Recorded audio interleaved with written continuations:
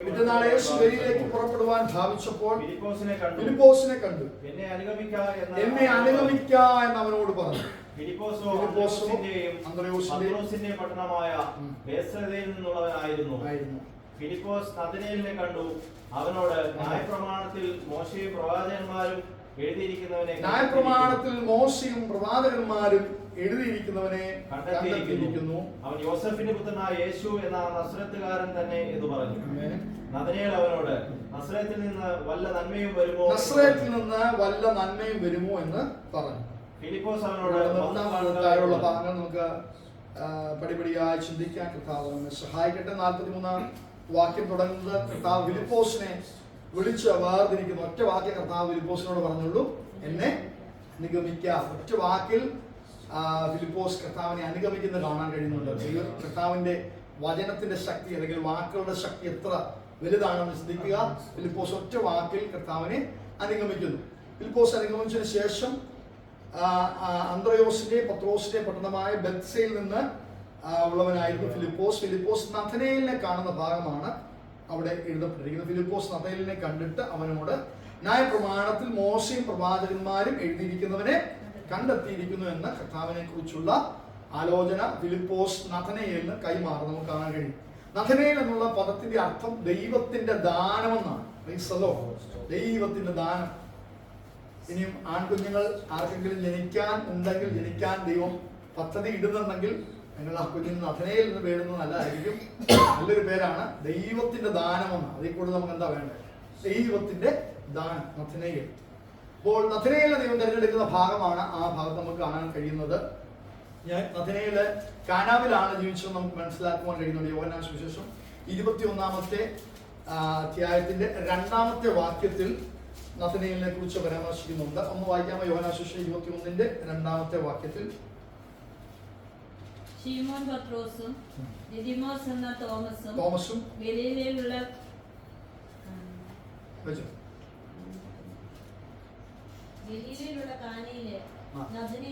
കാനായിലെ നഥനയേൽ. അപ്പോൾ ദൈവത്തിന്റെ സ്ഥലം ഗലീലയിൽ കാനായിലായിരുന്നു എന്ന് മനസ്സിലാക്കുവാൻ കഴിയുന്നു. കാനാവിലെ കല്യാണം യഥാർത്ഥത്തിൽ നഥനയേലിന്റെ മാരേജ് ആണെന്നാണ് വിശ്വസിക്കപ്പെടുന്നത്. നഥനയേലിന്റെ മാരേജിന്റെ സമയത്താണ് കർത്താവ് വെള്ളത്തെ വീഞ്ഞാക്കിയ അത്ഭുതം ചെയ്തത് എന്ന് മനസ്സിലാക്കുവാൻ കഴിയുന്നുണ്ട്. വേദപണ്ഡിതന്മാർ അഭിപ്രായപ്പെടുന്നു. യോഹന്നാൻ സുവിശേഷം 21-ാം അധ്യായത്തിന്റെ 2-ാമത്തെ വാക്യമാണല്ലോ വായിച്ചത്. ബർത്തിലോമായി എന്നുള്ളൊരു പേരും അദ്ദേഹത്തിനുണ്ട്.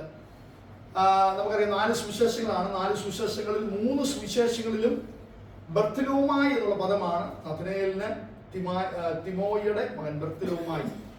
അപ്പോൾ ബർത്തിലോമായി എന്നുള്ള പദം 3 സുവിശേഷങ്ങളിലും അപ്പോസ്തല പ്രവർത്തികളിലും നമുക്ക് നഥനയേലിനെ കുറിച്ച് കാണാൻ കഴിയുന്നുണ്ട്. യോഹന്നാന്റെ സുവിശേഷത്തിൽ മാത്രമാണ് ബർത്തിലോമായി എന്നുള്ള പദമല്ലാതെ നഥനയേൽ എന്നുള്ള പദം ഉപയോഗിക്കപ്പെടുന്നത് നമുക്ക് മനസ്സിലാക്കാൻ കഴിയുന്നുണ്ട്. നഥനയേലിനെ ദൈവം തെരഞ്ഞെടുത്തൊരു ഭാഗം നമുക്ക് താഴോട്ട് വായിക്കുമ്പോൾ കാണുവാൻ കഴിയുന്നുണ്ട്. ഫിലിപ്പോസ് ആണ് നഥനയേലിനോട് യേശുവിനെ പരിചയപ്പെടുത്തി കൊടുക്കുമ്പോൾ അദ്ദേഹം പറയുന്നതാണ്, മോശയും പ്രവാചകന്മാരും എഴുതിയിരിക്കുന്നവനെ കണ്ടെത്തിയിരിക്കുന്നു. അപ്പോൾ യഹൂദ ജനം അല്ലെങ്കിൽ ഇസ്രായേൽ ജനം വളരെ പ്രതീക്ഷയോടെ കാത്തിരുന്ന ഒരാളാണ് യേശു കർത്താവ്. അവരുടെ പ്രവാചക പുസ്തകങ്ങളിൽ യെശയ്യാവ്, യിരെമ്യാവ് പ്രവാചക പുസ്തകങ്ങളിൽ, മറ്റ് ഹോശയ്യ പ്രവാചക പുസ്തകങ്ങളിലൊക്കെ, മീഖ പ്രവാചക പുസ്തകങ്ങളിലൊക്കെ യേശു കർത്താവിനെ കുറിച്ചുള്ള പരാമർശം ഉള്ളതുകൊണ്ട് ഒരുവൻ വരുവാൻ പോകുന്ന ഒരു രാജാവ് വരുന്നു എന്നുള്ളത് അവർക്ക് ന്യായപ്രമാണ പുസ്തകത്തിൽ നിന്ന് പരിചയമുള്ളതുകൊണ്ട്, പ്രവാചകന്മാരുടെ ശുശ്രൂഷയിൽ നിന്ന് പരിചയമുള്ളതുകൊണ്ട് അവരെപ്പോഴും പ്രാർത്ഥനയോടെ കർത്താവിന് വേണ്ടി വെയിറ്റ് ചെയ്തുകൊണ്ടിരുന്നു. അതുകൊണ്ടാണ് ഫിലിപ്പോസും നഥനയേലും ഒക്കെ കർത്താവിന്റെ ഈ വരവിനെ ആഗ്രഹിച്ച് പ്രാർത്ഥനയോടെ ആയതുകൊണ്ടാണ് ഫിലിപ്പോസ് നഥനയേലിനോട് പറയുന്നത്, പ്രവാചകന്മാർ പറഞ്ഞവനെ, ന്യായപ്രമാണത്തിൽ എഴുതിയവനെ, മോശ പ്രവചിച്ചവനെ ഞങ്ങൾ കണ്ടെത്തിയിരിക്കും. പക്ഷേ നഥനയേലിനോട് സംസാരിക്കുമ്പോൾ നഥനയേലിന്റെ ആദ്യത്തെ ഡൗട്ട് അല്ലെങ്കിൽ ആദ്യത്തെ അദ്ദേഹം ഉപയോഗിക്കുന്ന പദം ഇതാണ്. എന്താണ്? നസ്രയത്തിൽ നിന്ന് വല്ല നന്മയും വരുമോ എന്ന് പറഞ്ഞു. നസ്രയത്ത് ഒരു ചെറിയ പട്ടണമാണ്. നന്മ വരാൻ സാധ്യതയില്ലാത്ത കുറവുകളുള്ള ചെറിയൊരു പട്ടണം. ആ പട്ടണത്തിൽ നിന്ന് ഒരിക്കലും ഒരു നന്മ പുറപ്പെടുമെന്ന് അവിടെ ഒരു പഴഞ്ചൊല്ല് തന്നെ പറയുന്ന രീതിയിൽ അവിടെ ആ ദേശങ്ങളിൽ പരാമർശിക്കപ്പെടാറുണ്ട്. ഒരു നന്മയും വരാത്ത കാര്യങ്ങളെ കുറിച്ച് സംസാരിക്കുമ്പോൾ അവർ ചേർക്കുന്ന പദമാണ് നസറേത്തിൽ നിന്ന് ഒരു പഴഞ്ചു പോലെ പോലെ. നസറേത്തിൽ നിന്ന് വല്ല നന്മയും വരുമോ? അപ്പോൾ ജനിക്കുവാൻ പോകുന്ന എഫ്രൈം മലനാട്ടിൽ മറിയയുടെ ഗർഭപാത്രത്തിൽ ഉരുവാകാൻ പോകുന്ന തൃത്വത്തിൽ ഒരുവനായ പിതാവിന്റെ സമത്വത്തിൽ ജീവിച്ച് വാണരുളുന്ന കർത്താവ് ഭൂമിയിലേക്ക് ഇറങ്ങി വരുമ്പോൾ, എഫ്രൈം മലനാട്ടിലെ ഒരു സാധാരണ സ്ത്രീയുടെ ഗർഭപാത്രത്തിൽ ജനിക്കപ്പെടുമ്പോൾ അത് നസറേത്തിൽ സംഭവിക്കുന്നുവെന്ന് കേട്ടപ്പോൾ, നസറേത്തിൽ നിന്ന് അവൻ കടന്നു വന്നുവെന്ന് കേട്ടപ്പോൾ നഥനയിൽ അത് അംഗീകരിക്കുവാനായിട്ട് പ്രയാസമുണ്ടായിരുന്നു. അതുകൊണ്ടാണ് അദ്ദേഹം പറഞ്ഞത് നസറേത്തിൽ നിന്ന് വല്ല നന്മയും വരുമോ? വല്ല നന്മയും വരുമോ എന്ന് ചിന്തിക്കുന്നിടത്ത് ദൈവത്തിന് ചില അത്ഭുതങ്ങൾ ചെയ്യുവാൻ കഴിയും. ഒരു പക്ഷേ നമ്മെക്കുറിച്ച്, നമ്മുടെ കുടുംബത്തെക്കുറിച്ച്, നമ്മുടെ ജോലി മേഖലകളെ കുറിച്ച്, ഫാമിലിയെ കുറിച്ച് ഒക്കെ നമ്മൾ പറയും വല്ല നന്മയും ഉണ്ടാകാൻ സാധ്യതയുണ്ടോ, വല്ല അനുഗ്രഹവും പുറപ്പെടാൻ സാധ്യതയുണ്ടോ എന്ന് ചോദിക്കുന്ന ചോദ്യശരങ്ങൾ ഉണ്ടാകും അല്ലേ? എന്നാൽ ദൈവത്തിന് അസാധ്യമായ ഒരു കാര്യവുമില്ല. എത്ര പേർ വിശ്വസിക്കുന്നുണ്ട്? Hallelujah, hallelujah. എല്ലാവരും തള്ളിക്കളഞ്ഞിടത്തു നിന്നും, ഒരു ദേശം ഉപേക്ഷിച്ചിടത്തു നിന്നും ദൈവത്തിന് അത്ഭുതങ്ങളെ ചെയ്യുവാൻ കഴിയും. ആ പട്ടണത്തെ തെരഞ്ഞെടുത്ത് അതിൽ ജനിപ്പാൻ, ഹല്ലേലൂയ, പ്രൈസ് ദി ലോർഡ്, സ്വർഗ്ഗസിംഹാസനം വിട്ട് താൻ ഭൂമിയിലേക്ക് ഇറങ്ങി വരുന്നവൻ തെരഞ്ഞെടുത്ത പട്ടണം നസറേത്താണ്. അവൻ അറിയപ്പെടുന്നത് നസറേത്തുകാരൻ എന്നാണ്. Price the Lord. ഒരു പക്ഷേ നമ്മുടെ ജീവിതത്തെ കുറിച്ച്, നമ്മുടെ ജോലിയെ കുറിച്ച്, നമ്മുടെ സഭയെ കുറിച്ച് വല്ല നന്മയും വരുമോ, വല്ല അനുഗ്രഹം ഉണ്ടാകുമോ എന്നുള്ള ചോദ്യങ്ങളൊക്കെ ചുറ്റുപാടുകൾ ഉണ്ടാകുമായിരിക്കാം. എന്നാൽ വിശ്വസിക്കുന്നുണ്ടെങ്കിൽ അവന് അത്ഭുതങ്ങളെ പ്രവർത്തിക്കുന്ന ദൈവമാണ്. ഇല്ലാത്തടത്തിൽ നിന്ന് സൃഷ്ടിക്കുവാൻ കഴിയുന്നവൻ, ശൂന്യതയിൽ നിന്ന് ഉളവാക്കുവാൻ കഴിയുന്നവൻ.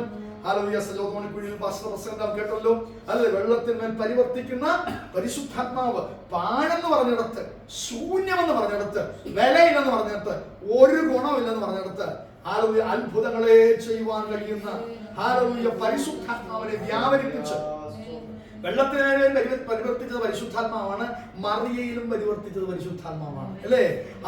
അത്യുന്നതന്റെ ശക്തി നിന്റെ മേൽ നിഴലിടും. ആകയാൽ ഒരു വിശുദ്ധ പ്രജ ഉളവായി വരും. ഹല്ലേലൂയ. മഹോന്നതനായ ദൈവം ഇമ്മാനുവേൽ നിന്നിൽ സൃഷ്ടിക്കപ്പെടും. പരിശുദ്ധാത്മാവിലാണ് ഇത് സംഭവിക്കുന്നത്. അപ്പോൾ നന്മയില്ലാത്തടത്ത് പറയുന്നിടത്ത്, ഗുണമില്ലാത്തടത്ത് പറയുന്നിടത്ത് അത്ഭുതങ്ങളെ സൃഷ്ടിക്കുവാൻ നമ്മുടെ ദൈവത്തിന് കഴിയും. പരിശുദ്ധാത്മാവിൽ ചെയ്യുവാൻ ദൈവത്തിന് കഴിയും. അതുകൊണ്ടാണ് നഥനയിൽ പറയുന്നത് ഒരു സാധ്യതയില്ലാത്തടത്ത് നിന്ന് നന്മ പുറപ്പെടുമോ? വായിച്ചതിനകത്തായിട്ടുള്ള ഭാഗങ്ങളെ ഒന്ന് ചിന്തിച്ച്, നസറത്തിൽ നിന്ന് വല്ല നന്മയും വരുമോ എന്ന് പറഞ്ഞു. വന്ന് കാണുക. ഹല്ലേലൂയ. എക്സ്പ്ലെയിൻ ചെയ്യാനൊന്നും പോയില്ല അല്ലെ? ഇന്നലകളിൽ സംഭവിച്ചതിനെ കുറിച്ചും ആ പട്ടണത്തിന്റെ പരാജയങ്ങളെ കുറിച്ചും പാസ്റ്റിനെ കുറിച്ചും ഒന്നും ഫിലിപ്പോസ് സംസാരിക്കാൻ പോയില്ല. നീ എന്ത് ചെയ്താ മതി? വന്ന് കാണുക. ഹല്ലേലൂയ. മാറ്റങ്ങൾ നിനക്ക് മനസ്സിലാക്കുവാൻ കഴിയും, അത്ഭുതങ്ങൾ നിനക്ക് കാണാൻ കഴിയും. വന്ന് കാണുക, വന്ന് അനുഭവിക്കുക. ക്രിസ്തീയ ജീവിതം എന്ന് പറയുന്നത് ഹല്ലേലൂയ പരിശുദ്ധാത്മ നിറഞ്ഞുള്ള ഒരു അനുഭവമാണ്. ഒരു മതമല്ല, അല്ലെങ്കിൽ ഒരു സംഘടനയല്ല. പരിശുദ്ധാത്മാവുള്ള ഒരു അനുഭവമാണ്. ഇത് കണ്ടനുഭവിക്കുവാനുള്ളതാണ്, ഇത് രുചിച്ചറിയുവാനുള്ളതാണ്. അതുകൊണ്ട് പ്രമാണത്തിൽ എഴുതിയിരിക്കുന്ന, ന്യായപ്രമാണത്തിൽ എഴുതിയിരിക്കുന്നവനെ, പ്രവാചകന്മാർ സംസാരിച്ചവനെ നീ എന്ത് ചെയ്യണം? വന്ന് കാണണം. ഞാൻ അവനെ കണ്ടു, നീയും കാണണം. വായിച്ചാട്ടെ. നഥനയേൽ തന്റെ അടുക്കൽ വരുന്നത് യേശു കണ്ടു.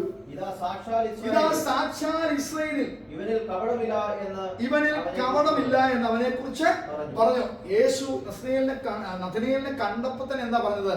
സാക്ഷാൽ ഇസ്രായേലിയൻ, ഇവനിൽ കപടമില്ല. അപ്പൊ ദൂരത്ത് നിന്ന് നമ്മെ കണ്ട് നമ്മെ സ്കാൻ ചെയ്യുന്ന ഒരു കണ്ണുള്ള കർത്താവ് നമുക്കുണ്ട്.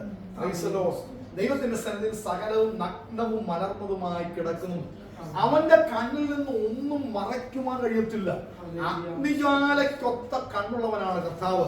ഹല്ലേലൂയ. ഏത് സാഹചര്യങ്ങളെയും കുത്തി തുളച്ചു കയറുവാൻ കഴിയുന്ന, മറയ്ക്കപ്പെട്ടിരിക്കുന്ന സകലതിനെയും ഓപ്പൺ ആക്കുവാൻ കഴിയുന്ന ഹല്ലേലൂയ സർവശക്തനായ തീജ്വാലയ്ക്കൊത്തവണ്ണം കണ്ണുകളുള്ളവനാണ് നമ്മുടെ കർത്താവ്.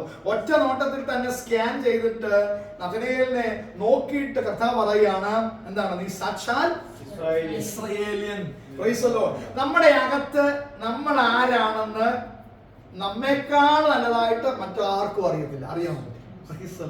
ഒരു പക്ഷെ നല്ല വൈദ്യുതൊക്കെ ഇട്ട് അല്ലെ, ഷേവൊക്കെ ചെയ്ത് നല്ല സുന്ദര കുട്ടപ്പനായിട്ടൊക്കെ നമ്മളിങ്ങനെ നടക്കുമെങ്കിൽ നമ്മുടെ അകത്ത് ആരാണ്, ഇന്നർ മൈൻഡിൽ നമ്മൾ ആരാണ്, നമ്മുടെ രഹസ്യ മനുഷ്യനെ അറിയാവുന്നത് ഒന്ന് നമ്മളാണ്, ഒന്ന് കർത്താവിനെ അറിയാം, ഒന്ന് പിശാചിനും അറിയാം.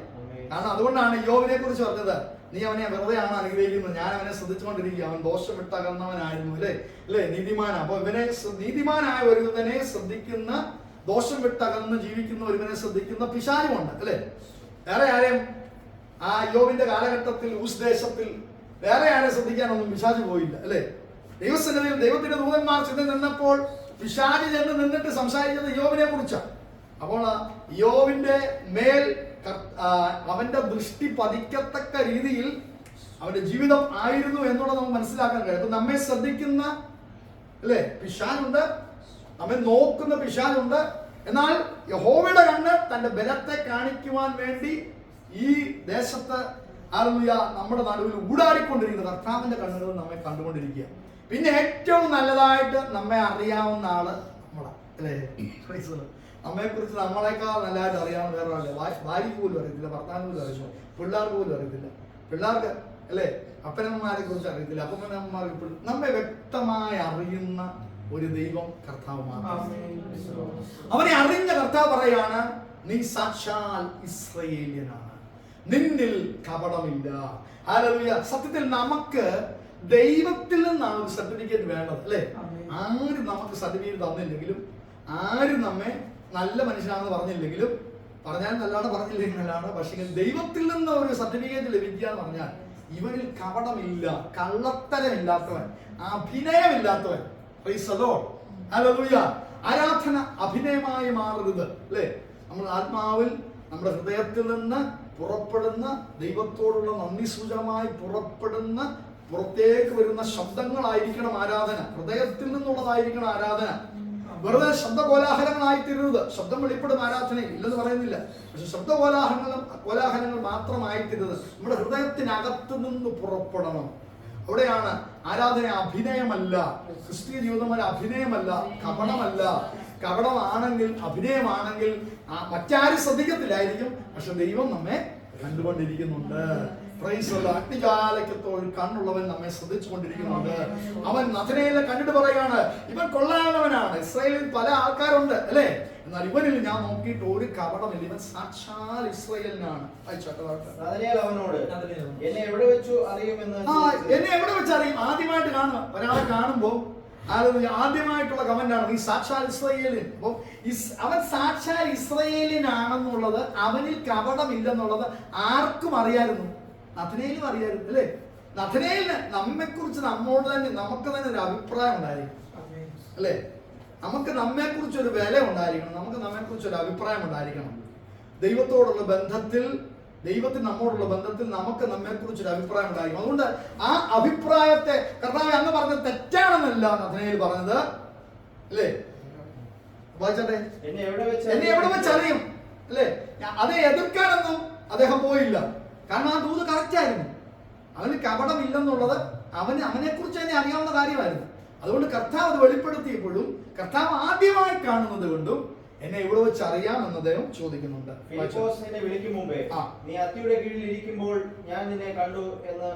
മൂന്ന് കാര്യങ്ങൾ അവിടെ കാണാൻ കഴിയുന്നുണ്ട്. വ്യക്തമായി നമ്മെ സ്കാൻ ചെയ്യുന്ന, അറിയുന്ന ഒരു ദൈവം. നമ്മളിൽ കപടമുണ്ടോ ഇല്ലയോ, നാം ആരാണ് എന്താണെന്ന് വ്യക്തമായി തിരിച്ചറിയുന്ന ഒരു ദൈവം അവിടെ കാണാൻ കഴിയുന്നുണ്ട്. സ്ഥലകാല ഭേദമന്യേ നമ്മെ മനസ്സിലാക്കുന്ന ഒരു കർത്താവ്. ഇനിയും എന്താണ്, അതുപോലെ എന്നെ എവിടെ വെച്ച് അറിയുമെന്ന് അവനോട് ചോദിച്ചതിന് ഫിലിപ്പോസ് നിന്നെ വിളിക്കും മുമ്പേ. അപ്പൊ ഫിലിപ്പോസ് എന്ന് നഥനയേലിനോട് സംസാരിക്കുന്നതും ആരാത്മാവിൽ കണ്ടു. രണ്ടുമൂന്ന് കാര്യങ്ങളാണ് കർത്താവ് അവിടെ കണ്ടത് അല്ലേ.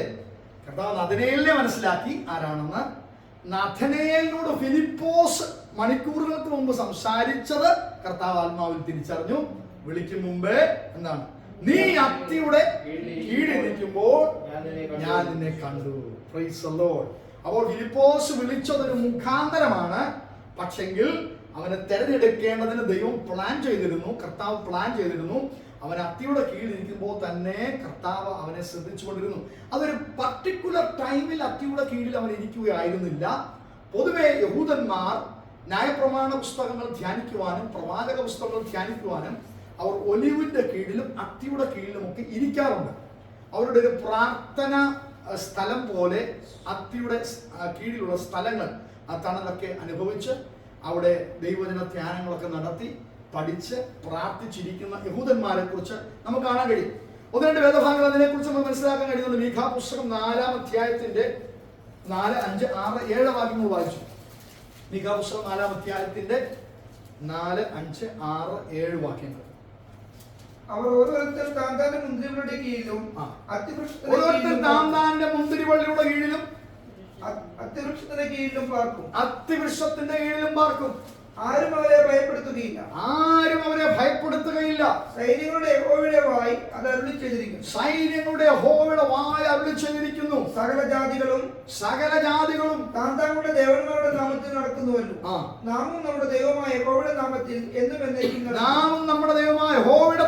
നടക്കുന്നു. അന്നാളിൽ മുടങ്ങി നടക്കുന്നതിനെ ഞാൻ ചേർത്തുകൊള്ളുകയും ചിതറിപ്പോയതിനെയും ഞാൻ ഉപേക്ഷിപ്പിച്ചതിനെയും ശേഖരിക്കും. ദൈവത്തോട് ചേർന്ന ഒലിവിന്റെ കീഴിൽ അത്തിയുടെ കീഴിൽ നിൽക്കുന്ന മുന്നോട്ട് പോകുന്നവനെ കുറിച്ചുള്ള ദൈവത്തിന്റെ പദ്ധതി അവിടെ എഴുതിയിരിക്കുന്നത്. ഉളുക്കുണ്ടെങ്കിൽ വായിച്ചട്ടെ,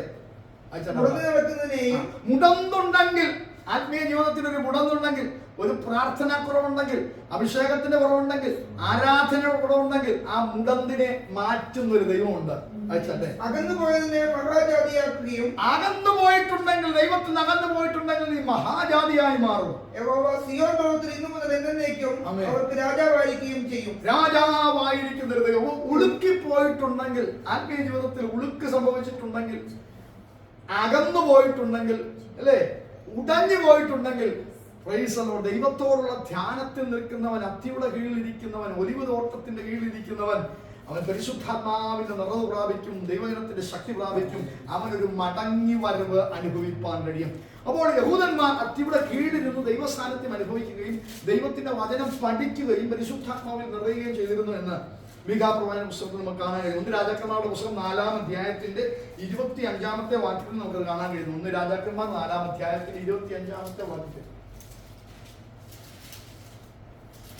പെട്ടെന്ന് എടുക്കും. 1-2 വാക്യങ്ങൾ വായിച്ച് നമ്മൾ ഒരുമിച്ച് കാലത്തൊക്കെയും യഹൂദയും ഇസ്രായേലും ദാൻ മുതൽ ബേർശേബ വരെയും ഓരോരുത്തരും താന്താന്റെ മുന്തിരിവള്ളിയുടെ കീഴിലും അത്തിവൃക്ഷത്തിന് കീഴിലും നിർഭയം വസിച്ചു.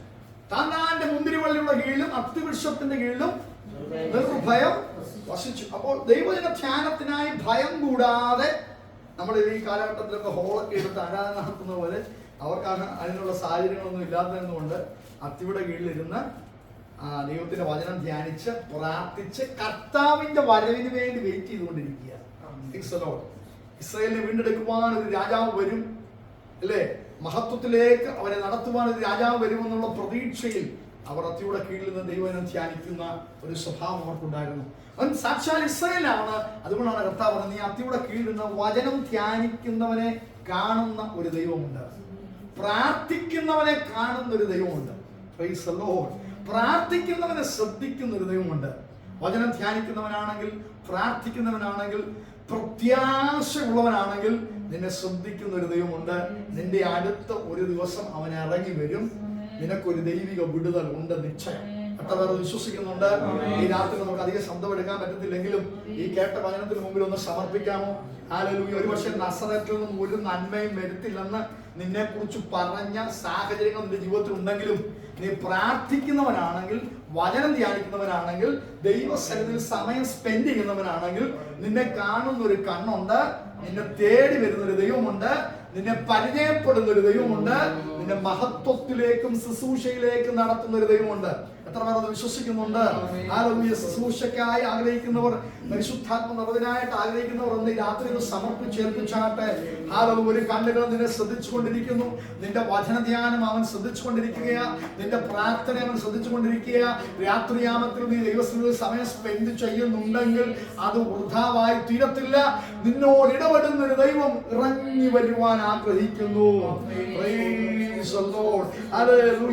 വായിച്ചാട്ടെ, പെട്ടെന്ന് ആ ഭാഗം വായിച്ചു നമ്മൾ പ്രാർത്ഥിക്കാൻ പോവുകയാണ്. അതിനേൽ അവനോട് നഥനയേൽ അവനോട് ദൈവപുത്രൻ, നീ ഇസ്രായേലിന്റെ രാജാവ് എന്ന് ഉത്തരം പറഞ്ഞു.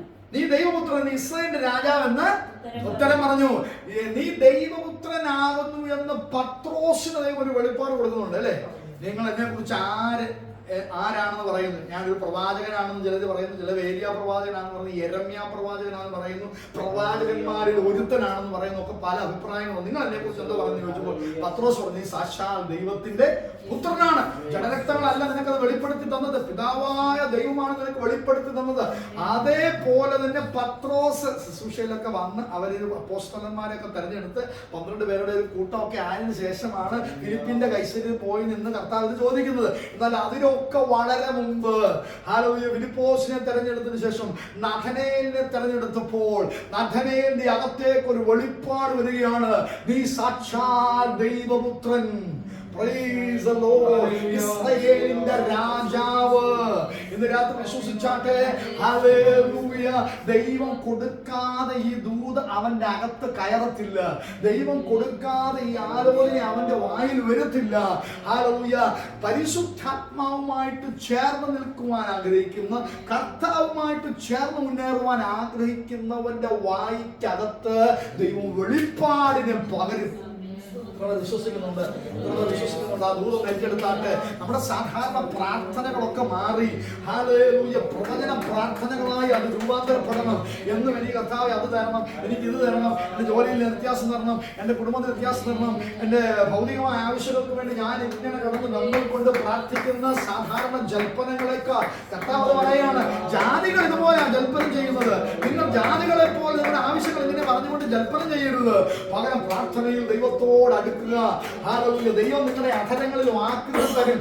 ഹല്ലേലൂയ. ദൈവം നിങ്ങളുടെ അധരങ്ങളിൽ വെളിപ്പാടുകൾ തരും. ഹല്ലേലൂയ. ദർശനങ്ങൾ തരും, സ്വപ്നങ്ങൾ തരും. നിങ്ങളുടെ പുത്രന്മാർ പ്രവചിക്കും. നിങ്ങളുടെ യൗവനക്കാർ ദർശനങ്ങൾ കാണും, വൃദ്ധന്മാർ സ്വപ്നങ്ങൾ കാണും. ഇത് ദൈവം തരുന്നതാണ്. ദൈവം തരുന്ന ചില പദങ്ങളാണ് നമ്മുടെ നാവിൽ വരുന്നത്. പ്രാർത്ഥിക്കാനാണെങ്കിലും പ്രസംഗിക്കാനാണെങ്കിലും ശുശ്രൂഷിക്കാനാണെങ്കിലും പരസ്പരം ഒന്ന് സംസാരിക്കാനാണെങ്കിലും ദൈവം സംസാരിക്കുന്ന പദങ്ങൾ നമ്മുടെ അകത്ത് വരണം. വിശ്വസിക്കുന്നുണ്ട്. കർത്താവിനെ കണ്ട മാത്രമേ ഒരു പദം വെളിപ്പെടുക. നീ ഇസ്രായേലിന്റെ രാജാവ്. ആരും പറഞ്ഞു കൊടുക്കില്ല. നീ ദൈവപുത്രൻ. ആരാ പറഞ്ഞു കൊടുത്തത്? ഫിലിപ്പോസ് പറഞ്ഞു കൊടുത്തില്ല. ചുറ്റുപാടുകൾക്കൊന്നും അറിയത്തില്ല. ആർക്കും അറിയാത്ത ഒരു വെളിപ്പാട് അവന്റെ അധരങ്ങളിലേക്ക് ഇറങ്ങി വരികയാണ്. സാക്ഷാൽ ദൈവപുത്രൻ സ്വർഗ്ഗത്തിൽ നിന്ന് വന്ന ജീവന്റെ അപ്പമായിരിക്കുന്നവൻ, ജീവനെന്ന് ആരോട് ചെയ്യാൻ പോകുന്നവൻ. നമ്മുടെ ശുശ്രൂഷകളൊക്കെ ഒന്ന് മാറട്ടെ, നമ്മുടെ പ്രാർത്ഥനകളൊക്കെ ഒന്ന് മാറട്ടെ. ഹല്ലേലൂയ. Praise the Lord. ഒരു മാസം പ്രസംഗിക്കുമ്പോൾ ഇങ്ങനെ പറയാറുണ്ട്, ഹല്ലേലൂയ, രാത്രി പ്രാർത്ഥിച്ച് കിടക്കാൻ നമ്മൾ പറയുന്നു, കർത്താവേ ഞാൻ കിടക്കാൻ പോകുന്നു. അദ്ദേഹം പറഞ്ഞു രസമായിട്ട് പറഞ്ഞു, മാത്തനിതാ മലക്കാൻ പോകുന്നു, മാത്തനിതാ മലക്കാൻ പോകുന്നു, എന്നുള്ള അത്തരം പ്രാർത്ഥനകളല്ല ദൈവം നമ്മൾ ആഗ്രഹിക്കുന്നത്. വചനം ധ്യാനിച്ച് ഹല്ലേലൂയ പരിശുദ്ധാത്മാവിൽ നിറഞ്ഞ് ദൈവിക വെളിപ്പാടുകൾ സംസാരിച്ചുള്ള പ്രാർത്ഥനകൾ.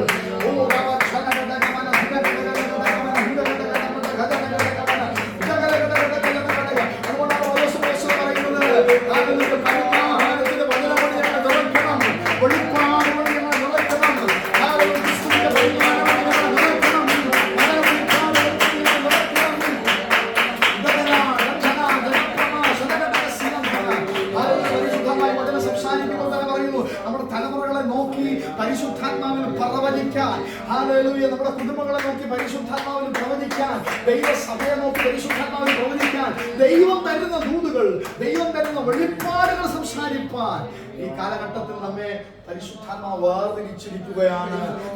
ആരും പറഞ്ഞു കൊടുത്തില്ല. ഹല്ലേലൂയ. ഫിലിപ്പോസ് ഒന്ന് പരിചയപ്പെടുത്തിയുള്ളൂ, ന്യായപ്രമാണ പുസ്തകത്തിൽ എഴുതിയവനാണെന്ന്. പക്ഷെ ദൈവപുത്രൻ എന്നുള്ള വെളിപ്പാട് നഥനയേലിന്റെ അധരങ്ങളിൽ കയറിയത് അവനോടുള്ള സംസർഗം നിമിത്തമാണ്. കർത്താവിനോടുള്ള സംസർഗത്തിൽ നിന്ന് അവന്റെ അധരങ്ങളിൽ ആ വെളിപ്പാട് വരികയായിരുന്നു. ദൈവത്തോടുള്ള പ്രാർത്ഥന, ദൈവത്തോടുള്ള സംസർഗമാണ് ദൈവം അധരങ്ങളിൽ ആലോചനകളും വെളിപ്പാടുകളും തരുന്നത്. അതാണ് നമ്മെ ബലപ്പെടുത്തുന്നത്. മാനുഷിക ശബ്ദങ്ങൾക്ക് നമ്മുടെ വിഷയങ്ങളെ പരിഹരിക്കുവാൻ കഴിയത്തില്ല. മാനുഷിക ശബ്ദങ്ങൾക്ക് നമ്മെ ആത്മീയമായി ഉണർത്തുവാൻ കഴിയത്തില്ല. Hallelujah, praise the Lord. ചൂരച്ചെടിയുടെ തണലിൽ ഇരുന്നവന്റെ അടുത്തേക്ക് ഒരു ദൈവത്തിന്റെ ദൂതൻ ഇറങ്ങി വന്നിട്ട് അവന്റെ വിലാപ്പുറത്ത് സ്പർശിച്ചു. അല്ലേ? ഹല്ലേലൂയ. അവൻ അപ്പവും അടയും കൊടുത്തിട്ട് പറഞ്ഞു, നീ ഹോരേബോളം യാത്ര ചെയ്യാനുള്ളവനാണ്. നീ ഇവിടെ അഴുകി തീരേണ്ടവനല്ല, നീ തീർന്നു പോകേണ്ടവനല്ല, ചൂരച്ചെടിയുടെ തണലിൽ സംസ്കരിക്കപ്പെടേണ്ടവനല്ല. നീ നിനക്കൊരു യാത്രയുണ്ട്. ഇത് അവൻ എങ്ങനെ സംഭവിച്ചത്? സ്വർഗത്തിൽ നിന്ന് ഒരുവൻ ഇറങ്ങി വന്നതുകൊണ്ടാ, ഒരു ദൂതൻ വെളിപ്പെട്ടതുകൊണ്ടാ, അവന്റെ വിലാപ്പുറത്ത് തട്ടിയതുകൊണ്ടാ. അതുപോലെ ഇന്ന് രാത്രി വിശ്വസിച്ചാട്ട് കർത്താവിനോട് സംസാരിക്കാൻ വേണ്ടി ഇറങ്ങി വരുമ്പോൾ നമ്മുടെ അകത്ത് ബലമുണ്ടാകും, നമ്മുടെ അകത്ത് ശക്തി ഉണ്ടാകും, നമ്മുടെ അകത്ത് അഭിഷേകമുണ്ട്. നമ്മുടെ വാക്കുകൾ മാറും. ഹൃദയന്റെ വാക്കുകൾ മാറി. അല്ലേ? യേശുവിനോട് ഞാൻ നിന്നെ അത്തിയുടെ കീഴിൽ കണ്ടെന്ന് നിന്നോട് പറഞ്ഞുകൊണ്ട് നീ വിശ്വസിച്ചു. ഒറ്റ പദം പറഞ്ഞു, നീ അത്തിയുടെ കീഴിൽ ഇരിക്കുന്നത് ഞാൻ കണ്ടെന്ന് പറഞ്ഞപ്പോൾ അദ്ദേഹം വിശ്വസിച്ചു. നമുക്ക് ദൈവത്തിൽ നിന്ന് എന്തെങ്കിലും പ്രാപിക്കണമെങ്കിൽ, ദൈവത്താൽ ഉപയോഗിക്കപ്പെടണമെങ്കിൽ ഒറ്റ കാര്യം ചെയ്താൽ മതി, വിശ്വസിക്കണം.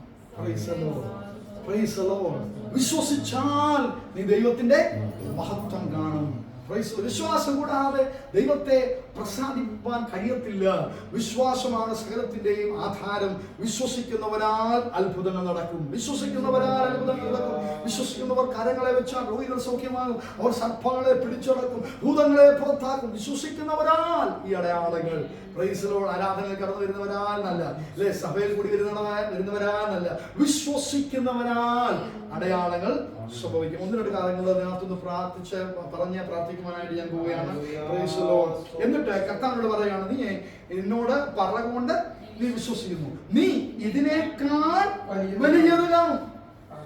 നീ ഒരു ചെറിയ കാര്യം ഞാൻ പറഞ്ഞപ്പോഴേ നീ വിശ്വസിച്ചു, അല്ലേ? ആ ചെറിയ കാര്യത്തിൽ നീ വിശ്വസിച്ചുകൊണ്ട് ഇനി വലിയത് കാണാൻ പോവുകയാണ്. Price the Lord. അത് ഉള്ളവരുടെ ഇല്ലാത്തവന്റെ ഉള്ളത് കൂടെ എടുത്തു കളയും, ഉള്ളവർക്ക് ഉള്ളത് കൂടെ കിട്ടുമെന്ന് പറഞ്ഞ പോലെ അത് ആത്മീയ കാര്യത്തിലാണ് പറയുന്നത്, അല്ലേ? നമുക്ക് തന്നിരിക്കുന്ന താലന്തുകൾ, നമുക്ക് തന്നിരിക്കുന്ന വിശ്വാസത്തിൽ നമ്മൾ കുറഞ്ഞു പോയി കഴിഞ്ഞ് കഴിഞ്ഞാൽ നമ്മുടെ ഉള്ളതുകൂടെ പോയും. എന്നാൽ എന്നാണ് അതിന് മൂർച്ച കൂട്ടുന്നത് പോലെ നമ്മുടെ പ്രാർത്ഥനയിൽ ദൈവത്തോടുള്ള ബന്ധത്തിൽ മൂർച്ച കൂട്ടിക്കൊണ്ടിരുന്നാൽ പിന്നെ കിട്ടിക്കൊണ്ടിരിക്കും. Praise the Lord. ഹല്ലേലൂയ. ഇത് കർത്താവിനോട് പറയാം, നീ ഈ ചെറിയ കാര്യം ഞാൻ പറഞ്ഞപ്പോഴേ നീ വിശ്വസിച്ചില്ലേ, നീ ഇനി വലിയ കാര്യം കാണാൻ പോവുക. വലിയ കാര്യം അവന്റെ വ്യക്തിപരമായ ജീവിതത്തിൽ സംഭവിച്ചു. നഥനയേലിന്റെ വിവാഹമാണ് കാനാവിലെ വിവാഹം എന്നാണ് വേദപണ്ഡിതന്മാർ പറയുന്നത്. ബൈബിളിലൊന്നും തെളിവുകളില്ലാന്ന് എനിക്ക് തോന്നുന്നു. വേദപണ്ഡിതന്മാർ പറയുന്നത് നഥനയേലിന്റെ കല്യാണമാണ് ഈ കാനാവിൽ നടന്ന കല്യാണം, അല്ലേ? അതൊരു അത്ഭുതമല്ലായിരുന്നു. പച്ചവെള്ളത്തെ വീഞ്ഞാക്കിയ ദൈവത്തിന്റെ അത്ഭുതം സംഭവിച്ചത് അദ്ദേഹത്തിന്റെ സ്വന്തമായ വ്യക്തിപരമായ ജീവിതത്തിലാണ്. അതുകൊണ്ടായിരിക്കും കർത്താവ് പറയുന്നത്, നീ ചെറിയൊരു കാര്യം വിശ്വസിച്ചില്ലേ, ഞാൻ പറഞ്ഞപ്പോഴേ വിശ്വസിച്ചില്ലേ, നീ വലിയത് കാണാൻ പോവുകയാ. കൽപ്പാത്രങ്ങളിൽ വെള്ളം നിറച്ച് അത് വീര്യമുള്ള വീഞ്ഞായി മാറുന്നത് നീ കാണാൻ പോവുകയാ. നിന്റെ വിവാഹത്തിന്റെ ശൂന്യത സംഭവിക്കുവാൻ അനുവദിക്കാതെ, നിന്റെ വിവാഹത്തിന് തകർച്ച സംഭവിക്കുവാൻ അനുവദിക്കാതെ, നിന്റെ ജീവിതത്തിൽ വ്യക്തിപരമായ ജീവിതത്തിൽ ഒരു അത്ഭുതം ഞാൻ ചെയ്യാൻ പോകാം. ഇന്ന് രാത്രി ഒന്ന് വിശ്വസിക്കാമോ? വ്യക്തിപരമായ എന്റെ ജീവിതത്തിൽ, എന്റെ കുടുംബത്തിനകത്ത് സഭയെ ദൈവം വിടുവിക്കുകയും അനുഗ്രഹിക്കുകയും വർദ്ധിപ്പിക്കുകയും ചെയ്യുന്നതോടൊപ്പം എന്റെ വ്യക്തിപരമായ ജീവിതത്തിൽ, എന്റെ ജോലിയോടുള്ള ബന്ധത്തിൽ, എന്റെ തലമുറയോടുള്ള ബന്ധത്തിൽ ഞാൻ ഒരു അത്ഭുതം കാണാൻ പോകുന്നത് ഇന്ന് രാത്രി ഒന്ന് വിശ്വസിക്കാമോ? ഉപവാസ പ്രാർത്ഥനയല്ലേ? ഒന്ന് വിശ്വസിച്ചാണ്ട് എന്റെ വ്യക്തിപരമായ ജീവിതത്തിൽ ഹല്ലേലൂയ ദൈവത്തിന്റെ വലിയൊരു പ്രവൃത്തി ഞാൻ കാണുവാനിടയായിത്തീരും. ഇനി എന്താണ്? താഴേക്ക് അവിടെയും കഴിയുന്നില്ല, താഴേക്ക് വീണ്ടും ദൂത് ആവർത്തിക്കുകയാണ്, നീ വലിയവ കാണും. എന്താണ്? സ്വർഗം തുറന്നിരിക്കുന്നതും മനുഷ്യപുത്രന്റെ അടുക്കൽ ദൈവദൂതന്മാർ കയറുകയും ഇറങ്ങുകയും ചെയ്യുന്നത്. സ്വർഗം തുറന്നിരിക്കുന്നത് മനുഷ്യപുത്രന്റെ അടുക്കൽ ദൈവദൂതന്മാർ കയറുകയും ഇറങ്ങുകയും ചെയ്യുന്നത് നിങ്ങൾ കാണും. ഒരാൾ മാത്രമാണ് ദൂതന്മാർ കയറുകയും ഇറങ്ങുകയും ചെയ്യുന്നത് കണ്ടത്. ആരാണ്? യാക്കോബ്, അല്ലേ? കല്ല് തലയണയായി വെച്ച് എന്റെ അപ്പന്റെ അടുത്ത് തിരിച്ചു പോകുവാൻ കഴിയാതെ അപ്പൻ അടുത്ത് തിരിച്ചു കഴിഞ്ഞാൽ ആദ്യം ചോദിക്കുക, യേശാവോടെ അവനെ ഞാൻ അനുഗ്രഹിക്കാനിരുന്നത്, നീ അതിന്റെ ഇടയ്ക്ക് രോമക്കുപ്പായൊക്കെ ഇട്ടുകൊണ്ട് വന്ന് എന്റെ നിന്ന് അനുഗ്രഹം തട്ടിപ്പറിച്ചുകൊണ്ട് പോയാലും അപ്പം എന്നെ അന്വേഷിച്ചുകൊണ്ടിരിക്കുക. അവനെന്ത് ചെയ്യും? യാക്കോബ് എന്ത് ചെയ്യും? യേശാവ് അതിന്റെ പുറകെ നടക്കുക, ഇവനെ കിട്ടിയ വെച്ചേക്കുകയല്ല. അമ്മ പറഞ്ഞ എനിക്ക് നിന്നെ സപ്പോർട്ട് ചെയ്യാൻ എനിക്ക് നിന്നെ ഇഷ്ടമൊക്കെ, പക്ഷേ എന്റെ തല പോകും, അതുകൊണ്ട് വേഗം വിട്ടു, ഇവിടുന്ന് പൊക്കോ. എല്ലാവരും ഉപേക്ഷിച്ച് ഹല്ലേലൂയ സന്ധ്യയായി, അല്ലേ? ഹല്ലേലൂയ ആരുമില്ലാത്ത വിജനമായ സ്ഥലത്ത് ബഥേലിൽ അവൻ എത്തിച്ചേരുകയാണ്, അല്ലേ? അവൻ അവിടെ ആയിരിക്കുമ്പോൾ ഒരു കല്ല് തലയണയായി വെച്ചപ്പോൾ ഒരു കാഴ്ച കാണുകയാണ്. ഹല്ലേലൂയ. പഴയ നിയമത്തിൽ ഒരുവൻ മാത്രമാണ് ദർശനത്തിൽ സ്വപ്നത്തിൽ ദൈവത്തിന്റെ ദൂതന്മാർ കയറുന്നതും ഇറങ്ങുന്നതും കണ്ടത്. പഴയ നിയമത്തിലെ യാക്കോബ് മാത്രമാണ്, അല്ലേ? അതൊരു ദർശനമായിരുന്നു, ഒരു സ്വപ്നമായിരുന്നു. ദൈവമായിട്ടൊരു ഉടമ്പടിയൊക്കെ അദ്ദേഹം ചെയ്യുന്നുണ്ട്, അല്ലേ? ഉൽപ്പത്തി പുസ്തകം 28-ാം അധ്യായത്തിന്റെ 12-13 വാക്യങ്ങൾ വേണം ഒന്ന് പെട്ടെന്ന് ഓടിച്ചൊന്ന് വായിച്ചു. അവനൊരു സ്വപ്നം കണ്ടു, ഇതാ ഭൂമിയിൽ വെച്ചിരിക്കുന്ന ഒരു കോവണി, അതിന്റെ തല സ്വർഗത്തോളവും എത്തിയിരുന്നു. ദൈവത്തിന്റെ ദൂതന്മാർ അതിൽ കൂടി കയറുകയും ഇറങ്ങുകയുമായിരുന്നു. അതിന്മീതെ യഹോവ നിന്ന് അരുളി ചെയ്തത്, ഞാൻ നിന്റെ പിതാവായ അബ്രഹാമിന്റെ ദൈവവും ഇസഹാക്കിന്റെ ദൈവവുമായ യഹോവയാകുന്നു. നീ കിടക്കുന്ന ഭൂമിയെ ഞാൻ നിനക്കും നിന്റെ സന്തതിക്കും തരും. മതി. അപ്പോൾ ശ്രദ്ധിക്കുക, പഴയ നിയമത്തിൽ യാക്കോബ് മാത്രമാണ് ദൂതന്മാർ കയറുകയും ഇറങ്ങുകയും ചെയ്യുന്ന കാഴ്ച കണ്ടത്. പുതിയ നിയമത്തിലെ നഥനയേലിനോട് കർത്താവ് പറയാണ്, നീയും കാണാൻ പോവുകയാണ് ദൂതന്മാർ കയറുന്നതും ഇറങ്ങുന്നതുമായ കാഴ്ച നീയും കാണാൻ പോവുകയാണ്. സുവിശേഷം 20-ാം അധ്യായത്തിന്റെ 19-ാമത്തെ വാക്യം തൊട്ട് നാം വായിക്കുമ്പോൾ ഉയർത്തെഴുന്നേറ്റ കർത്താവ് നാം പലപ്പോഴും ചിന്തിച്ചിട്ടുള്ളതാണ്. ഉയർത്തെഴുന്നേറ്റ കർത്താവ് തന്റെ ശിഷ്യന്മാർക്ക് പ്രത്യക്ഷനാകുന്നുണ്ട്, അടഞ്ഞ മുറിയിൽ വന്ന് സംസാരിക്കുന്നുണ്ടല്ലേ. ഉയർത്തെഴുന്നേറ്റ കർത്താവ് 20-ാം അധ്യായം 19 മുതൽ 22 വരെ വാക്യങ്ങൾ പെട്ടെന്ന് വായിച്ചു. ആഴ്ചവട്ടത്തിന്റെ 1-ാം നാളായ ആ ദിവസം വൈകുന്നേരമായപ്പോൾ ശിഷ്യന്മാരിരുന്ന സ്ഥലത്തെ ഭൂതന്മാരെ പേടിച്ച് വാതിൽ അടച്ചിരിക്കെ യേശു വന്ന് നടുവിൽ നിന്നുകൊണ്ട് നിങ്ങൾക്ക് സമാധാനം എന്നവരോട് പറഞ്ഞു. ഇത് പറഞ്ഞിട്ട് അവൻ കയ്യും വിലാപ്പുറവും അവരെ കാണിച്ചു. കർത്താവിനെ കണ്ടിട്ട് ശിഷ്യന്മാർ സന്തോഷിച്ചു. ശിഷ്യന്മാരുടെ കൂട്ടത്തിൽ നഥനയേൽ ഉണ്ടായിരുന്നു, നഥനയേലും സന്തോഷിച്ചു. യേശു പിന്നെയും അവരോട്, നിങ്ങൾക്ക് സമാധാനം, പിതാവ് എന്നെ അയച്ചതുപോലെ ഞാനും നിങ്ങളെ അയക്കുന്നു എന്ന് പറഞ്ഞു. ഇങ്ങനെ പറഞ്ഞ ശേഷം അവൻ അവരുടെ മേൽ ഊതി അവരോട്, പരിശുദ്ധാത്മാവിനെ പ്രാപിക്കേണ്ടതിന് ഊതിയ ശിഷ്യന്മാരുടെ കൂട്ടത്തിൽ ആരുണ്ടായിരുന്നു? നഥനയേൽ ഉണ്ടായിരുന്നു, അല്ലേ? Price the Lord. ഒരു സമയത്ത് ദൈവത്തോട് ചേർന്ന് ദൈവത്തിന്റെ അരുളപ്പാടുകൾ പ്രസ്താവിച്ച് ദൈവത്തോട് പറ്റി നിന്നവൻ പരിശുദ്ധാത്മാവിനെ കൈക്കൊള്ളേണ്ട ആ ശുശ്രൂഷയുടെ അകത്ത് നഥനയേലും ഉണ്ടായിരുന്നു നമുക്ക് കാണാൻ കഴിയുന്നുണ്ട്. അപ്പോസ്തലപ്രവൃത്തികൾ 1-ാം അധ്യായത്തിന്റെ 11-ാമത്തെ വാക്യത്തിൽ ഹല്ലേലൂയ, കർത്താവ് മടങ്ങിപ്പോകുന്ന ഉയരങ്ങളിലേക്ക് പോകുന്ന ഒരു ഭാഗം എഴുതിയിരിക്കുന്നു. പുരുഷന്മാരെ, നിങ്ങൾ ആകാശത്തേക്ക് നോക്കി നിൽക്കുന്നതെന്ത്? ഇത് ആരാ പറയുന്നത്? നോക്കി, ആരാ പറയുന്നത്? ദൂതന്മാർ, അല്ലേ? വെള്ള വസ്ത്രം ധരിച്ച രണ്ട് പുരുഷന്മാർ, അല്ലേ? അപ്പൊ ദൂതന്മാർ ഇറങ്ങി വന്നത് ആര് കണ്ടു? നഥനയേൽ കണ്ടു, അല്ലേ? എപ്പോഴാ കണ്ടത്? അപ്പോസ്തലപ്രവൃത്തികൾ 1-ാം അധ്യായം 11-ാമത്തെ വാക്യത്തിൽ യേശു തന്റെ ശിഷ്യന്മാർക്കെല്ലാം പ്രത്യക്ഷനായി തന്നെ വെളിപ്പെടുത്തി പരിശുദ്ധാത്മാവിനെ അവരുടെ മേൽ ഊതി ദൈവരാജ്യത്തെ കുറിച്ച് പ്രസംഗിച്ചുകൊണ്ട് 40 ദിനരാത്രങ്ങൾ അവരോടുകൂടെ സഞ്ചരിച്ചതിന് ശേഷം കർത്താവ് ഉയരങ്ങളിലേക്ക് പോവുകയാണ്. പിന്നീടുള്ള 50 ദിവസമാണ് അവർ, 50-ാമത്തെ ദിവസം വരെയാണ് അവർ പ്രാർത്ഥനയിലായിരിക്കുന്നത് ശിഷ്യന്മാർ. അപ്പോൾ 40 ദിവസം അവർക്ക് പ്രത്യക്ഷനായ ഏകദേശം 500-600 ആൾക്കാർക്ക് പ്രത്യക്ഷനായതിനു ശേഷം ഉയരങ്ങളിലേക്ക് കർത്താവ് പോവുകയാണ്. ഉയരങ്ങളിലേക്ക് പോയപ്പോൾ 2 പേര് താഴേക്ക് ഇറങ്ങി വന്നു. ദൂതന്മാർ ഇറങ്ങുന്നത് നഥനയേലേ നീ കാണുന്നു. Price the Lord. ശിഷ്യന്മാരുടെ കൂട്ടത്തിൽ ഉണ്ടായിരുന്ന നഥനയേൽ കണ്ടു, ദൂതന്മാർ ഇറങ്ങുന്നത് കണ്ടു. Price the Lord. ദൂതന്മാർ എന്താ പറഞ്ഞത്? ഇല്ല പുരുഷന്മാരെ, നിങ്ങൾ ആകാശത്തേക്ക് നോക്കി നിൽക്കുന്നുണ്ട്. ഈ യേശുവിനെ സ്വർഗത്തിലേക്ക് പോകുന്നവനായി നിങ്ങൾ കണ്ടതുപോലെ അവൻ വീണ്ടും മടങ്ങി വരും. അപ്പൊ ദൂതന്മാർ ഇറങ്ങുന്ന കാഴ്ച, ദൂത് സംസാരിക്കുന്ന കാഴ്ച നഥനയേൽ കണ്ടു. പരിശുദ്ധാത്മാവ് സംസാരിച്ച വാഗ്ദത്തം പോലെ, യേശു കർത്താവ് സംസാരിച്ച വാഗ്ദത്തം പോലെ ദൂതന്മാർ ഇറങ്ങുന്നത് അവൻ കണ്ടു. ഇനിയും അവൻ അടുത്ത കാഴ്ചയോടെ കാണാൻ പോകും. 2 തെസ്സലോനിക്കർ 1-ാം അധ്യായത്തിന്റെ 6-ാമത്തെ വാക്യം ഭാവിയിൽ സംഭവിക്കുവാൻ പോകുന്ന ഒരു കാര്യം എഴുതിയിരിക്കുന്നു. 2 തെസ്സലോനിക്കർ 1-ാം അധ്യായത്തിന്റെ 6-ാമത്തെ വാക്യം, ബഹുകഷ്ടം സഹിക്കേണ്ടി വന്നിട്ടും നിങ്ങൾ പരിശുദ്ധാത്മാവിന്റെ സന്തോഷത്തോടെ വചനം കൈക്കൊണ്ട് ഞങ്ങൾക്കും കർത്താവിനും അനുകാരികളായി തീർന്നു. അങ്ങനെ നിങ്ങൾ മക്കദോനിയയിലും അഖായയിലും വിശ്വസിക്കുന്നവർക്ക് എല്ലാവർക്കും മാതൃകയായി. കർത്താവ് ഉയരങ്ങളിലേക്ക് പോകുന്നത് അവൻ കണ്ടു. ഇനി കർത്താവ് മടങ്ങി വരുന്ന കാഴ്ച അവൻ കാണാൻ പോവുകയാണ്. നിങ്ങളുടെ അടുക്കൽ നിന്ന് കർത്താവിന്റെ വചനം മുഴങ്ങിച്ചെന്നത് മക്കദോനിയയിലും അഖായയിലും മാത്രമല്ല, എല്ലായിടവും നിങ്ങൾക്ക് ദൈവത്തിലുള്ള വിശ്വാസം പ്രസിദ്ധമായിരിക്കുന്നു. അതുകൊണ്ട് ഞങ്ങൾ ഒന്നും പറയുവാൻ ആവശ്യമില്ല. 2 തെസ്സലോനിക്കരാണോ വായിക്കുന്നത്? 1-ാം അധ്യായം.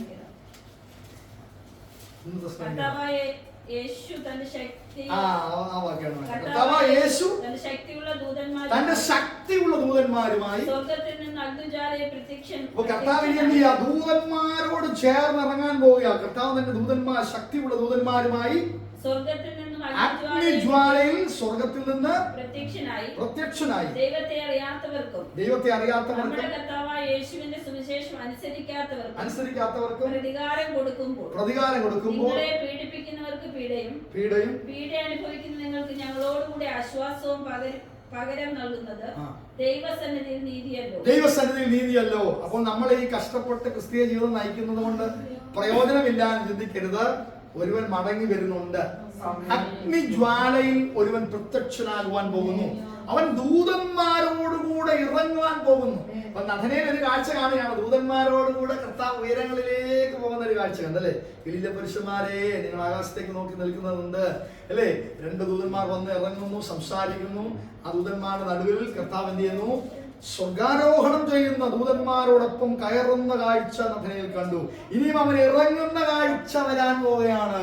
അത് നമുക്കും കാണാനുള്ള ഭാഗ്യമുണ്ട്. രക്ഷിക്കപ്പെട്ട സ്നാനപ്പെട്ട പരിശുദ്ധാത്മാഭിഷേകം പ്രാപിച്ച് മുന്നേറുന്ന നമുക്കും ആ ഭാഗ്യമുണ്ട്. നഥനയേലിനോടൊപ്പം നമുക്കും ആ ഭാഗ്യം ലഭിക്കണം. എന്നാണ് പീഡ അനുഭവിക്കുന്ന നമുക്ക്, ഇപ്പോൾ കഷ്ടം അനുഭവിക്കുന്ന നമുക്ക് ദൂതന്മാരുമായി അഗ്നിജ്വാലയിൽ പ്രത്യക്ഷനായി ഇറങ്ങി വരുന്ന ഒരു കർത്താവിനെ കാണാൻ കഴിയും. അതുകൊണ്ടാണ് നഥനയേലിനോട് പറയുന്നത് ദൂതന്മാർ കയറുന്നത്, ദൂതന്മാർ ഇറങ്ങുന്നത്. പഴയ നിയമത്തിൽ യാക്കോബ് കണ്ടെങ്കിൽ പുതിയ നിയമത്തിൽ നഥനയേലേ ദൂതന്മാർ ഇറങ്ങി വരുന്നതും കയറിപ്പോകുന്നതും നീ കാണുവാനിടയായിത്തീരും. ഹല്ലേലൂയ. മാത്രമല്ല കർത്താവിനോട് പറ്റി നിന്നവൻ ദൈവത്തിന്റെ അത്ഭുതം നിരവധി കണ്ടു അല്ലേ? തന്റെ വിവാഹ ജീവിതത്തിൽ, കനാവിലെ തന്റെ വിവാഹ ജീവിതത്തിൽ അവൻ അത്ഭുതം കണ്ടു. ഇനിയും എത്ര മീൻപിടുത്തത്തിൽ അവൻ അത്ഭുതം കാണുവാനിടയായി അല്ലേ? അന്ത്രയോസിനോടും പത്രോസിനോടും ഒക്കെ ചേർന്ന് നിന്നുള്ള മീൻപിടുത്തത്തിൽ കർത്താവിന്റെ അത്ഭുതം അവൻ കാണുവാനിടയായി. ലൂക്കോസുവിശേഷം 24-ാം അധ്യായത്തിൽ കൂടെ വന്ന് ഞാൻ പ്രാർത്ഥിക്കാൻ പോവുകയാണ്. ലൂക്കോസുവിശേഷം 24-ാം അധ്യായം 50-51 വാക്യങ്ങൾ വായിച്ചു. ലൂക്കോസുവിശേഷം 24-ാം അധ്യായം 50-51. അനന്തരം അവൻ അവരെ ബഥാനിയോളം കൂട്ടിക്കൊണ്ടുപോയി കൈ ഉയർത്തി അവരെ അനുഗ്രഹിച്ചു. അവരെ അനുഗ്രഹിക്കുകയും അവൻ അവരെ വിട്ടുപിരിഞ്ഞ് സ്വർഗ്ഗാരോഹണം ചെയ്തു. അവർ അവനെ നമസ്കരിച്ചു. മഹാസന്തോഷത്തോടെ യെരൂശലേമിലേക്ക് മടങ്ങി ചെന്ന് എല്ലായ്പ്പോഴും അവർക്ക് പരിശുദ്ധാത്മാവിനെ നൽകുന്നതിന് മുമ്പ് ദൈവം അവരെ യേശു കർത്താവിനെ ബ്ലസ് ചെയ്യുന്നുണ്ട് അല്ലെ? അതാവുന്ന വായിച്ച് അനുഗ്രഹിക്കുന്ന ഒരു ദൈവം, ബ്ലസ് ചെയ്യുന്ന ഒരു ദൈവം. ആ അനുഗ്രഹത്തിൽ പങ്കാളിയാകുവാനും നഥനയേലിന് കഴിഞ്ഞു. വായിച്ചോട്ടെ,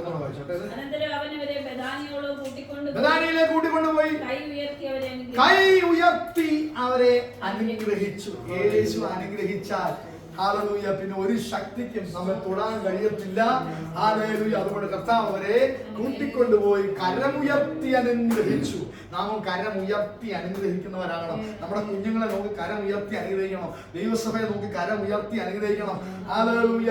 സഹോദരി സഹോദരന്മാരെ കരമുയർത്തി അനുഗ്രഹിക്കണം. ബ്ലസ് ചെയ്യുന്നവരായി മാറണം. ഹല്ലേലൂയ. Praise the Lord. കർത്താവ് അവരെ ബ്ലസ് ചെയ്തു. വായിച്ചാട്ടെ. അവരെ അനുഗ്രഹിക്കുകയും അവൻ അവരെ വിട്ടുപിരിഞ്ഞ് സ്വർഗ്ഗാരോഹണം ചെയ്തു. അവർ അവനെ നമസ്കരിച്ചു. മഹാസന്തോഷത്തോടെ യെരൂശലേമിലേക്ക് മടങ്ങിച്ചെന്ന് കണ്ടോ? അവർ കർത്താവ് പോയത് കൊണ്ട് അവർ നിരാശപ്പെട്ടു പോയില്ല. അവർ അവനെ നമസ്കരിച്ച് മഹാസന്തോഷം. എന്തുകൊണ്ടാണ് കർത്താവ് സ്വർഗത്തിലേക്ക് പോയപ്പോൾ ഇവർക്ക് ഒരു മഹാസന്തോഷം ഉണ്ടാകാമെന്ന് അറിയാമോ? കർത്താവ് ഒരു വാഗ്ദത്തം അവരോട് പറഞ്ഞിരുന്നു അല്ലേ? ഞാൻ പോകുന്നതുകൊണ്ട് നിങ്ങൾ ടെൻഷൻ അടിക്കരുത്. ഞാൻ പോകുന്നത് നിങ്ങൾക്ക് കുറച്ചുകൂടെ നല്ലതാണ്, കുറച്ചുകൂടെ പ്രയോജനമാണ്. വാഗ്ദത്തത്തിൻ പരിശുദ്ധാത്മാവ് തൃത്വത്തിൽ മൂന്നാമനായവൻ 50-ാം ദിവസത്തിൽ പെന്തക്കോസ്ത് പെരുന്നാളിൽ ഈ ഭൂമിയിലേക്ക് ഇറങ്ങി വരും. അതുകൊണ്ട് ഞാനിപ്പോൾ സ്വർഗ്ഗാരോഹണം ചെയ്യുക, നിങ്ങളെ ബ്ലസ് ചെയ്ത് കരം ഉയർത്തി അനുഗ്രഹിച്ച ശേഷം ഞാൻ സ്വർഗ്ഗാരോഹണം ചെയ്യുകയാണ്. എന്നാൽ നിങ്ങൾക്ക് മഹാസന്തോഷത്തോടെ യെരൂശലേമിലേക്ക് വാങ്ങിപ്പോയി അവരെന്ത് ചെയ്തെന്ന് എഴുതിയിരിക്കുന്നത്? എല്ലായ്പ്പോഴും ദേവാലയത്തിലിരുന്ന് ദൈവത്തെ വാഴ്ത്തിപ്പോകുന്ന റിസൾട്ട് എന്താ നമുക്കറിയാം. അപ്പോസ്തലപ്രവൃത്തികൾ 1-ാം അധ്യായം 13-14 വാക്യങ്ങളിൽ അതിന്റെ റിസൾട്ട് നമുക്ക് കാണാൻ കഴിയുന്നുണ്ട്. അപ്പോസ്തലപ്രവൃത്തികൾ 1-ാം അധ്യായം 13-14 വാക്യങ്ങൾ. അവിടെ എത്തിയപ്പോൾ അവർ പാർത്ത മാളികമുറിയിൽ കയറിപ്പോയി.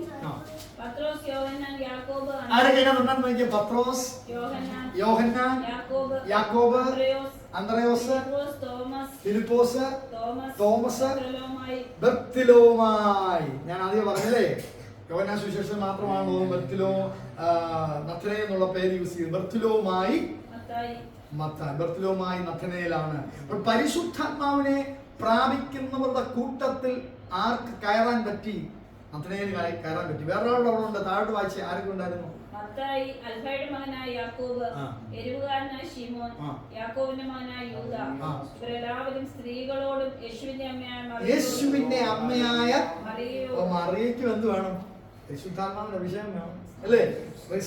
വിശുദ്ധയായ സ്ത്രീയാണ്, കർത്താവിനെ ഗർഭപാത്രത്തിൽ സ്വീകരിച്ചവളാണ്. എങ്കിലും പരിശുദ്ധാത്മാവിന്റെ അഭിഷേകം അത്യാവശ്യമായിരുന്നത് കൊണ്ട് മറിയയും അവരോടൊപ്പം പങ്കെടുക്കുന്നത് നമുക്കവിടെ കാണാൻ കഴിയുന്നു. അപ്പം ദൂതന്മാർ കയറുന്ന കാഴ്ചയും ഇറങ്ങുന്ന കാഴ്ചയും അവൻ കണ്ടെന്ന് മാത്രമല്ല, അവൻ പരിശുദ്ധാത്മാവിനെ പ്രാപിക്കുന്നവരുടെ കൂട്ടത്തിലായിരുന്നു. അതിനെ ഇന്ത്യയിൽ വന്നു ഇല്ല എന്ന് പറയുന്ന ഡിസ്കഷനുകളൊക്കെ ചിലരെങ്കിലും കേട്ടിട്ടുണ്ടായിരിക്കാം. എത്യോപ്യ, അതുപോലെ ഇറാഖ്, പാർത്തിയ എന്നുള്ള സ്ഥലങ്ങളിലൊക്കെ നഥനയേൽ ശുശ്രൂഷിച്ചിട്ട് അവസാനം അദ്ദേഹം രക്തസാക്ഷിയാവുകയാണ് ചെയ്തത്.